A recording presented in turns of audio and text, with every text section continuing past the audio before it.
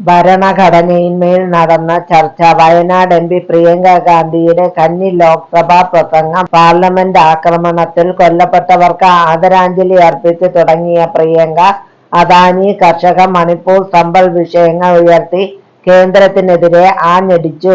ഒരു വേളയിൽ പ്രസംഗത്തിൽ ഇടപെട്ട് ചർച്ച ഭരണഘടനയിന്മേലാണെന്നടക്കം സ്പീക്കർ ഓർമ്മിപ്പിച്ചെങ്കിലും തെരഞ്ഞെടുപ്പ് അട്ടിമറി നീക്കങ്ങളടക്കം സഭയിൽ ആദ്യ പ്രസംഗത്തിൽ ഉന്നയിക്കാൻ പ്രിയങ്കയ്ക്ക് കഴിഞ്ഞു. ഭാരതത്തിന്റേത് പുരാതന സംസ്കാരമാണ്. വേദങ്ങളിലും പുരാണങ്ങളിലും സൂഫി ഗ്രന്ഥങ്ങളിലുമെല്ലാം നമ്മുടെ പാരമ്പര്യം പരാമർശിക്കപ്പെട്ടിരിക്കുന്നു. രാജ്യത്തിന്റെ ശബ്ദമാണ് ഭരണഘടന. നമ്മുടെ ജനതയ്ക്ക് തുല്യതയും ശബ്ദമുയർത്താനുള്ള അവകാശവും ഭരണഘടന നൽകുന്നു. എന്നാൽ പലയിടങ്ങളിലും ദുർബല ശബ്ദങ്ങളെ അടിച്ചമർത്തുന്നു എന്ന് പ്രിയങ്ക പറഞ്ഞു. സമ്പൽ വിഷയം പാർലമെന്റിൽ ഉന്നയിച്ച പ്രിയങ്ക കൊല്ലപ്പെട്ടവരുടെ കുടുംബത്തെ കണ്ടത് സഭയിൽ ഇങ്ങനെ പരാമർശിച്ചു. കൊല്ലപ്പെട്ടത് വലിയ സ്വപ്നങ്ങളുള്ളവരായിരുന്നു. 17 വയസ്സുള്ള അദ്നാൻ എന്ന കുട്ടി ഡോക്ടറാകണമെന്ന ആഗ്രഹം പങ്കുവച്ചു. അവനെ അത് പറയാൻ പ്രേരിപ്പിക്കുന്നത് ഭരണഘടന നൽകുന്ന ശക്തിയാണ്. ഈ സർക്കാർ ഭരണഘടനയെ അട്ടിമറിക്കാൻ ശ്രമിക്കുകയാണ്. ഭരണഘടനയുടെ ശക്തി കഴിഞ്ഞ തെരഞ്ഞെടുപ്പിൽ ഈ സർക്കാർ തിരിച്ചറിഞ്ഞു.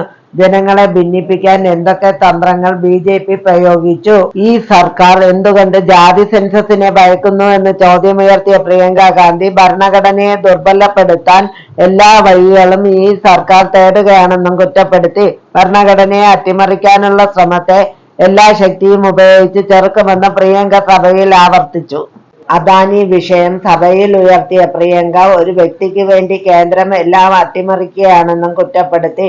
വിലക്കയറ്റവും തൊഴിലില്ലായ്മയും ജനത്തെ വലിഞ്ഞു മുറുക്കുന്ന വേളയിലും സർക്കാർ പിന്തുണയ്ക്കുന്നത് അദാനിയെയാണെന്ന് എടുത്തു പറഞ്ഞു പ്രിയങ്ക. കർഷകരെ ഉപേക്ഷിച്ചിരിക്കുന്നു. ഒരു വ്യക്തിക്ക് വേണ്ടി ഒരു ജനതയെ മോദി സർക്കാർ വഞ്ചിക്കുകയാണ്. ഭരണഘടനാ സ്ഥാപനങ്ങളെ ദുർബലപ്പെടുത്തുകയാണ്. സമ്പദ് വ്യവസ്ഥയെ ദുർബലമാക്കിയിരിക്കുകയാണ്. വാഷിംഗ് മെഷീൻ സർക്കാരായി മോദി സർക്കാർ മാറിയെന്നും പ്രിയങ്ക പരിഹസിച്ചു. ഇതോടെ സ്പീക്കർ ഇടപെട്ടു. ഭരണഘടനയെക്കുറിച്ചാണ് ചർച്ചയെന്ന് പ്രിയങ്കയെ സ്പീക്കർ ഓർമ്മിപ്പിച്ചു. ഭരണഘടനയെ വഞ്ചിക്കുന്നതിനെതിരെ രൂക്ഷമായ പ്രതിഷേധമുയർത്തുമെന്ന് പ്രിയങ്ക മറുപടി നൽകി.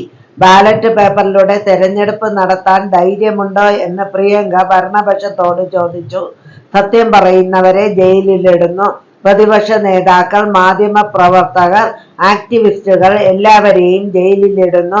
രാജ്യദ്രോഹികളായി മുദ്രകുത്തുന്നു. അന്വേഷണ ഏജൻസികളെ പ്രതിപക്ഷത്തെ നിശബ്ദരാക്കാൻ ഉപയോഗിക്കുന്നു. ഇതെല്ലാം ശരിയാണോ എന്ന് പ്രിയങ്ക ചോദിച്ചു. ലോക്സഭയിൽ ഭരണഘടനയിന്മേൽ നടക്കുന്ന ചർച്ചകൾക്ക് പ്രതിരോധ മന്ത്രി രാജ്നാഥ് സിംഗാണ് തുടക്കമിട്ടത്. നവീന ഇന്ത്യയുടെ രൂപീകരണത്തിൽ ഭരണഘടനയ്ക്ക് വലിയ സ്ഥാനമുണ്ടെന്നും ഇന്ത്യയുടെ ജീവനാഡിയാണ് ഭരണഘടനയെന്നും രാജ്നാഥ് സിംഗ് വിശേഷിപ്പിച്ചു. കോൺഗ്രസിനെതിരെ രാജ്നാഥ് സിംഗ് രൂക്ഷ വിമർശനം ഉന്നയിച്ചതിനെ തുടർന്നായിരുന്നു പ്രിയങ്കയുടെ കന്നിപ്രസംഗം. ഭരണഘടനയ്ക്കെതിരെ കൊടുങ്കാറ്റ് പോലെ ആഞ്ഞടിച്ച പ്രിയങ്കയുടെ കന്നിപ്രസംഗം ഒരു തുടക്കം തന്നെയായിരുന്നു. പിന്നീട് മോദിക്കെതിരെയുള്ള പാർലമെന്റിലെ പ്രിയങ്കയുടെ പ്രതികരണങ്ങൾ മോദിക്കെതിരെ വൻ ഭീഷണിയാകാവുന്ന തരത്തിലുള്ള ഒരു പെൺ സിംഹത്തിന്റെ ഗർജനം തന്നെയായിരുന്നു. ലോക്സഭയിൽ ഇന്ത്യൻ ഭരണഘടനയുടെ 75 വർഷത്തെ മഹത്തായ യാത്ര എന്ന വിഷയത്തിൽ പ്രധാനമന്ത്രി നടത്തിയ പ്രസംഗത്തിൽ കോൺഗ്രസിനെ രൂക്ഷമായി വിമർശിച്ചിരുന്നു. കേന്ദ്ര സർക്കാർ ഭരണഘടനയെ ദുർബലപ്പെടുത്തുന്നു എന്ന തരത്തിൽ രാഹുൽ ഗാന്ധി നടത്തിയ പ്രസംഗത്തിന് പിന്നാലെ മറുപടി പ്രസംഗത്തിലാണ് മോദി കോൺഗ്രസിനെയും ഗാന്ധി കുടുംബത്തെയും കടന്നാക്രമിച്ചത്. കോൺഗ്രസ് രാജ്യം മുഴുവൻ തടവറയ്ക്കുള്ളിലാക്കിയെന്ന് മോദി കുറ്റപ്പെടുത്തി. 75 വർഷത്തെ ചരിത്രത്തിൽ 55 വർഷവും ഒരു കുടുംബം മാത്രമാണ് രാജ്യം ഭരിച്ചതെന്ന് ഗാന്ധി കുടുംബത്തെ സൂചിപ്പിച്ചുകൊണ്ട് മോദി പറഞ്ഞു. അവരുടെ വൃത്തികെട്ട രാഷ്ട്രീയത്തെക്കുറിച്ച് രാജ്യം അറിയേണ്ടത് പ്രധാനമാണ്.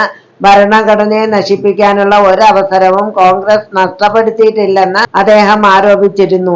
നരേന്ദ്രമോദി ലോക്സഭയിൽ നടത്തിയ പ്രസംഗം പൊള്ളയാണെന്ന് വിമർശിച്ചു പ്രിയങ്ക ഗാന്ധി. 11 പൊള്ളയായ വാഗ്ദാനങ്ങളെക്കുറിച്ചാണ് അദ്ദേഹം പറഞ്ഞത്. അഴിമതിയോട് സഹിഷ്ണുത കാണിക്കുന്നില്ലെങ്കിൽ അദാനിയെക്കുറിച്ച് ഒരു സംവാദമെങ്കിലും നടത്തണമെന്നും പ്രിയങ്ക പറഞ്ഞു. 110 മിനിറ്റിലധികം നീണ്ട മോദിയുടെ പ്രസംഗം തന്നെ ബോറടിപ്പിച്ചുവെന്നും പ്രധാനമന്ത്രി പുതിയതായി ഒന്നും സംസാരിച്ചിട്ടില്ല എന്നും തുടർച്ചയായ 2 പീരീഡ് കണക്ക് ക്ലാസ്സിലിരുന്നതിന് സമാനമായിരുന്നു മോദിയുടെ പ്രസംഗമെന്നും പ്രിയങ്ക പറഞ്ഞു. പ്രധാനമന്ത്രിയുടെ പ്രസംഗം ബോറടിപ്പിച്ചപ്പോൾ JP നദ്ദ കൈകൾ തിരുമ്മിയിരിക്കുകയായിരുന്നുവെന്നും പ്രധാനമന്ത്രി നോക്കിയപ്പോൾ ശ്രദ്ധയോടെ കേൾക്കുന്നത് പോലെ ഇരുന്നുവെന്നും അമിത് ഷാ തലയിൽ കൈവച്ചിരിക്കുകയായിരുന്നുവെന്നും പീയൂഷ് ഗോയൽ ഉറക്കത്തിലേക്ക് വീഴുന്ന അവസ്ഥയിലായിരുന്നുവെന്നും പ്രിയങ്ക പരിഹസിച്ചു.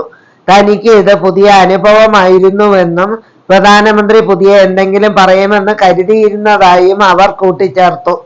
ഇന്ത്യയുടെ ഉരുക്ക് വനിത ഇന്ദിരാഗാന്ധിയുടെ ചെറുമകൾ ഇങ്ങനെയൊക്കെ പ്രതികരിച്ചില്ലെങ്കിലേ അതിശയിക്കാനുള്ളൂ.